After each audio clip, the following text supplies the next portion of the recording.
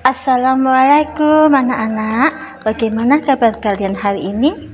Ibu doakan kita semua dalam keadaan sehat walafiat. Nah anak-anakku, sekarang kita akan belajar tentang bagian-bagian tanaman atau bagian-bagian tumbuhan, melanjutkan materi minggu lalu.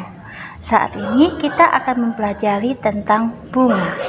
Tujuan dari pembelajaran hal ini agar kalian bisa memahami, mampu menjelaskan bagian-bagian bunga beserta fungsinya. Nah, untuk lebih jelasnya, mari kita lihat materi berikut.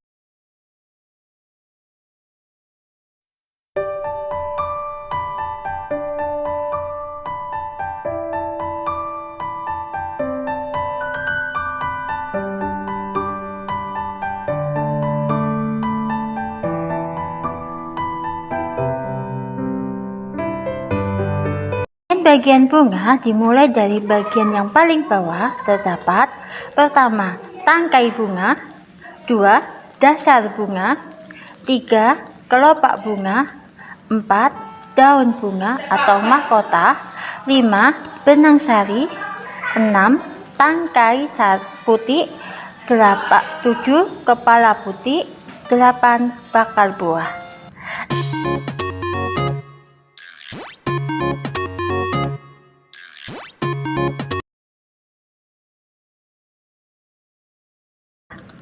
Nah, fungsi-fungsi bagian-bagian bunga tersebut antara lain, yang pertama, mahkota bunga. Mahkota bunga umumnya memiliki warna yang sangat menarik.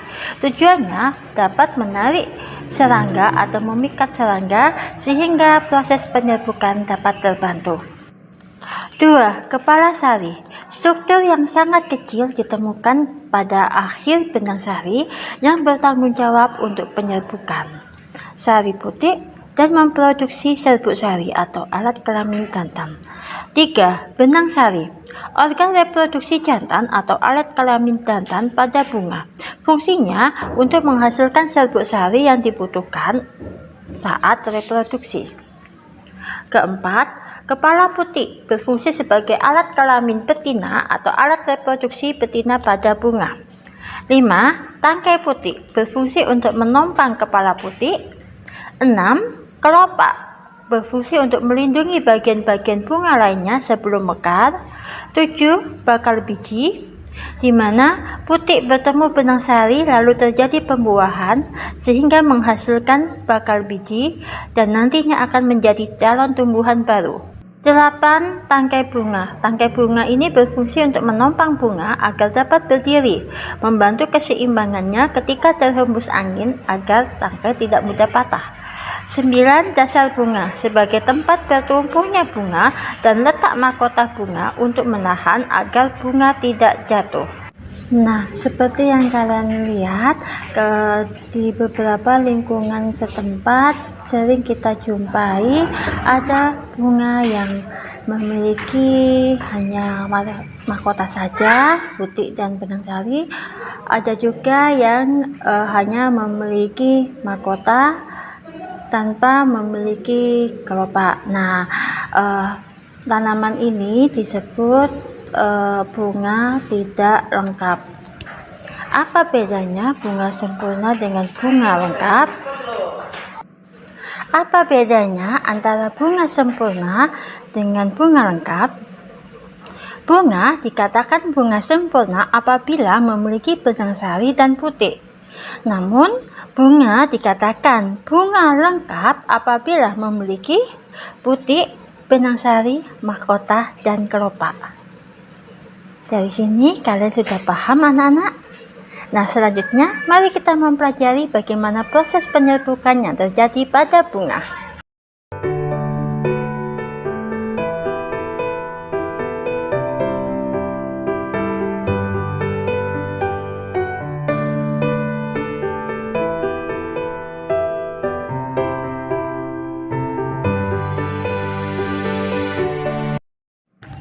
Penyerbukan adalah jatuhnya serbuk sari ke kepala putih.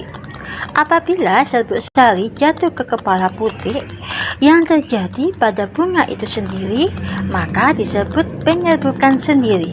Contohnya, bunga peta Cina, bunga kapas, serta bunga lainnya yang termasuk dalam bunga sempurna. Penyerbukan tetangga. Penyerbukan tetangga adalah penyerbukan dalam satu tumbuhan. Hal ini terjadi apabila serbuk sari jatuh di atas kepala putik bunga lain yang masih dalam satu tumbuhan itu. Contohnya tanaman jagung. Serbuk sari dari bunga jagung yang dihasilkan oleh bunga yang berbentuk malai jatuh kemudian meletak di atas kepala putik. Penyerbukan silang adalah penyerbukan antara tumbuhan yang berbeda jenis. Contohnya pada jenis tanaman rumput-rumputan atau padi yang melekat di atas kepala putik tanaman jenis lainnya karena tertiup angin.